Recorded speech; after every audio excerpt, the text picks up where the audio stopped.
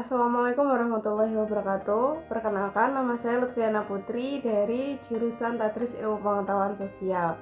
Yang dimana di sini saya akan membawakan sebuah video penjelasan sedikit tentang artikel saya yang berjudul Kebijakan Masa Orde Lama, yaitu Nevos Oldevos, Politik Mercusuar dan juga Nasakom.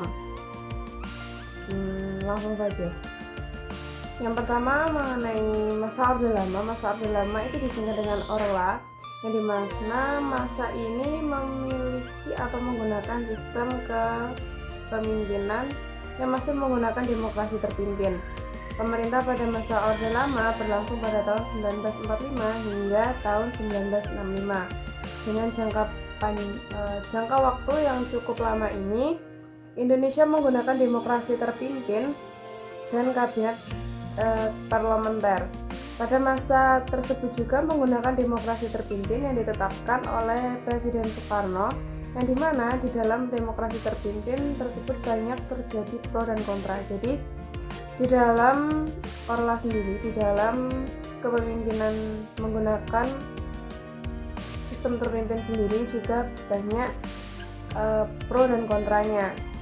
Di dalam demokrasi terpimpin memiliki 3 kekuatan utama, yaitu politik mercusuar, Nevos Oldevos, dan yang satunya Nasakom.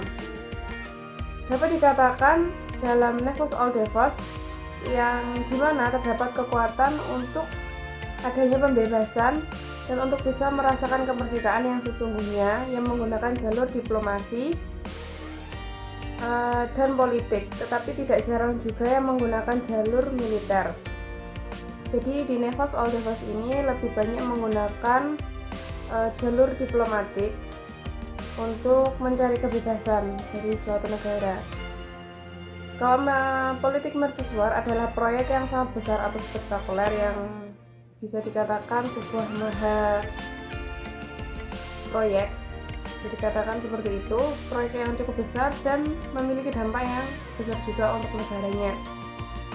Lalu Nasakom adalah ideologi yang ditetapkan oleh Presiden Soekarno, walau tidak cukup baik dalam perkembangannya, tetapi Presiden Soekarno masih mengharapkan Nasakom bisa ditetapkan baik di masyarakat dan tidak ada lagi pro dan kontra dari Nasakom. Langsung saja. Yang pertama yaitu Nevos Oldevos. Di era demokrasi terpimpin, Soekarno mengemukakan bahwa terdapat ada dua kekuatan yang dimilikinya pada saat itu, yaitu Oldevos dan Nevos. Oldevos dapat diartikan sebagai suatu kekuatan yang memiliki sifat untuk mengeksplorasi sumber daya yang ada terutama pada bidang ekonomi. Jadi Oldevos ini lebih ke mengeksplor sumber daya yang akan dijadikan dalam bidang ekonomi. Dan untuk yang Nevos itu merupakan negara yang baru merdeka. Jadi Nevos itu negara yang baru terbebas dari penjajahan. Dan di sini Soekarno berpendapat bahwa negara yang tergolong dalam Nevos harus tetap dan mau untuk melakukan perjuangan agar bisa mendapatkan kemerdekaan yang sesungguhnya. Maksudnya di sini, mereka kan baru merdeka, jadi belum tentu mereka akan terbebas secara lepas atau secara instan dari penjajahnya. Pasti step by step atau bertahap, seperti itu. Dalam penetapan Oldevos, Soekarno berkeinginan untuk tampil sebagai pemimpin dari Nevos. Karena apa? Karena salah satu di Indonesia yang menjadi Nevos itu adalah perebutan dari Irian Barat, yang dimana waktu itu Belanda, pemerintahan Belanda kolonial itu masih memegang Irian Barat, yang dimana Presiden Soekarno ingin mengambil kembali Irian Barat, tetapi menggunakan jalur politik tidak bisa, sedikit sulit, dan akhirnya menggunakan jalur militer yang dimana perlu diperundingkan ulang. Lalu materi yang kedua yaitu politik mercusuar. Yang kedua, politik mercusuar. Politik mercusuar adalah kegiatan politik yang dimana Indonesia menjadi pusat dari beberapa negara yang sedang berkembang. Indonesia kan juga termasuk salah satu negara yang berkembang.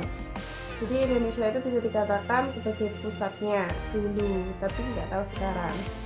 Politik mercusuar sendiri dilaksanakan dan cara pembangunan yang dimiliki skala yang cukup besar. Jadi membangun sebuah gedung atau melakukan sebuah pembangunan itu mereka memiliki skala yang cukup besar. Walaupun politik mercusuar memiliki keinginan baik yang dengan diadakannya pembangunan, tapi tak banyak warga yang mau atau melakukan perlawanan terhadap politik mercusuar. Jadi politik mercusuar itu ada baiknya, ada enggaknya bagi masyarakat.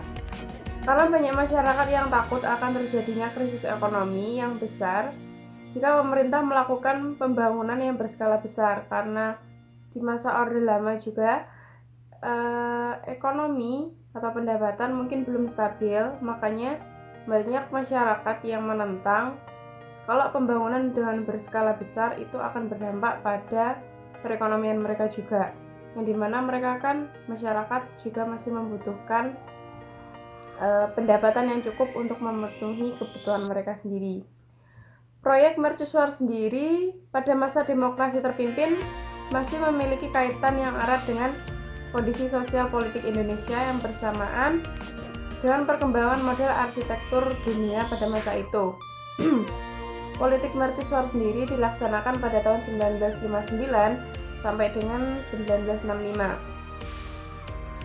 Jadi politik mercusuar ini memiliki desain yang cukup unik juga karena mengikuti gaya Eropa, pokoknya yang mengikuti style internasional pada saat itu. Contohnya pada politik mercusuar ini adalah pembangunan dari Stadion Gelora Bung Karno di Senayan. Pembangunan itu kan dilakukan pada tahun 1959 sampai 1962 juga. Jadi itu salah satu politik mercusuar yang terbukti di Indonesia. Lalu materi yang terakhir atau yang ketiga yaitu Nasakom. Nasakom adalah kegiatan politik yang ada satu ideologi yang mereka anut sebagai jalan kegiatan politik tersebut. Jadi Nasakom itu mereka anggap dulu yang percaya dengan Nasakom itu adalah ideologi mereka. Pada masa Orde Baru juga menggunakan ideologi Nasakom, tetapi tidak semuanya menggunakan Nasakom karena sudah menggunakan ideologi Pancasila. Karena pada masa demokrasi terpimpin, ideologi yang sangat ditekankan adalah ideologi Nasakom, yang dimana Nasakom itu merupakan salah satu ideologi yang cukup komunis. Karena Presiden Soekarno sendiri juga seorang komunis. Dan ideologi yang sangat ditekankan pada semua jenis bidang pemerintahan. Nasakom akan masuk ke dalam suatu komponen pemerintahan, terutama pada bidang politik. Salah satunya terbukti nyata yaitu digantinya DPR menjadi DPR gotong royong. Nasakom ditetapkan dan dikeluarkan dengan menggunakan kerjasama yang mana Nasakom sendiri yang akan menjadi porosnya dan mendukung paham Nasakom untuk ditetapkan di semua bidang yang ada di pemerintahan Indonesia pada masa itu. Jadi Nasakom pada masa itu ditetapkan di semua bidang pemerintahan, entah itu politik, ekonomi, militer, semua akan ditetapkan dengan menggunakan Nasakom. Nasakom sendiri sudah dibuat dan disusun oleh Soekarno sendiri pada tahun 1926 dengan menggunakan istilah nasionalisme, Islamisme, dan Marxisme, yang dengan memiliki inti utama yaitu dalam bidang gotong royong untuk membuat suatu revolusi pada Indonesia agar mampu dalam menghentikan penjajahan. Itu maksud Soekarno pada waktu itu. Nasakom di era demokrasi terpimpin sendiri sangat mengisolasi dari semua kekuatan politik yang ingin menambah kekuatan pada era partai tersebut, karena dulu itu banyak partai yang dimana cukup banyak partai komunis juga, Dan ada satu partai yang sangat diuntungkan dengan adanya Nasakom. Partai tersebut adalah Partai PKI, yaitu Partai Komunis Indonesia, yang akan mendapatkan kekuatan dan juga keuntungan yang lebih banyak karena adanya Nasakom.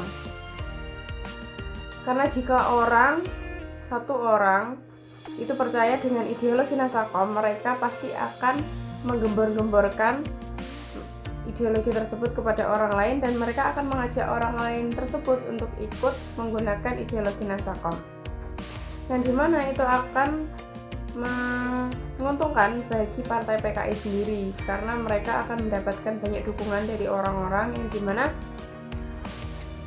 Partai Nasakom akan digunakan. Maka Partai PKI akan sangat mendapat banyak dukungan dari semua pihak, karena Partai PKI akan memperkuat konsep dari komunis yang sudah ada di dalam partai tersebut dengan menggunakan Nasakom. Karena pada dasarnya Partai PKI adalah partai komunis, yang dimana sistem yang mereka gunakan di dalam struktur partai mereka sendiri adalah lebih ke komunis dan tidak menggunakan ideologi Pancasila. Maka dari itu, dengan adanya Nasakom ini yang juga berlandaskan dengan komunisme, yang mempermudah Partai PKI untuk bisa mendapat lebih banyak dukungan dari kalangan luar. Pada sejarahnya sendiri, Nasakom sudah banyak menghasilkan berbagai permasalahan ya. Nasakom juga memiliki pro dan kontra yang cukup banyak, seperti pertikaian antara TNI Angkatan Darat dengan Partai PKI sejak tahun 1959. Pemerintahan Indonesia didominasi oleh 3 kekuatan utama, yaitu TNI, AD, Presiden Soekarno, dan PKI pada masa itu, karena menggunakan ideologi Nasakom dan tidak terlalu berpacu pada ideologi Pancasila.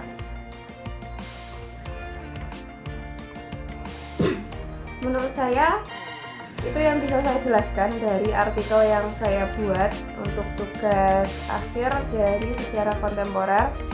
Semoga bermanfaat. Ada kurang lebihnya saya mohon maaf. Akhiran, wassalamualaikum warahmatullahi wabarakatuh.